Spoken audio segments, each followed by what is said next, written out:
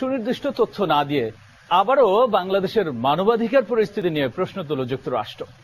রাজধানী গুলশানে এক অনুষ্ঠানে মার্কিন রাষ্ট্রদূত জানান, আইজিপি বেনজির আহমেদ সহ র্যাবের 7 কর্মকর্তার উপর নিষেধাজ্ঞা এখনই তুলে নিচ্ছে না Washington.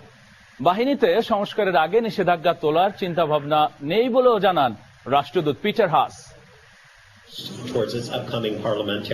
Centre for governance studies বাংলাদেশে নিযুক্ত বিভিন্ন দেশের রাষ্ট্রদূতকে ডেকে প্রায়ই আয়োজন করে মতবিনিময় সভা। সেই ধারাবাহিকতায় বৃহস্পতিবার মিট দ্য অ্যাম্বাসেডর অনুষ্ঠানে তাদের ডাকে হাজির হন মার্কিন রাষ্ট্রদূত পিটার হাস। পিটারকে পেয়ে গণমাধ্যম কর্মীদের প্রশ্ন বাংলাদেশি কর্মকর্তাদের উপর তার দেশের দেয়া নিষেধাজ্ঞা প্রসঙ্গে।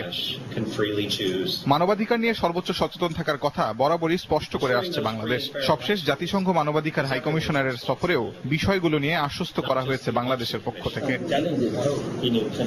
এত কিছুর পরও নিষেধাজ্ঞার প্রশ্নে তার সাফ জবাব, এখনই পুনর্বিবেচনার সুযোগ নেই যতক্ষণ না বাহিনীতে প্রয়োজনীয় সংস্কার হয়।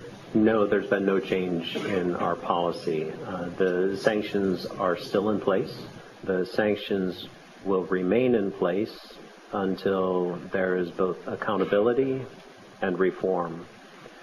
We have said this privately, we've said this publicly, and I said earlier that the sanctions are not intended to punish anyone. They're intended to change behavior. And so we're looking for accountability for past incidents, and we're looking for reforms so that they don't happen again.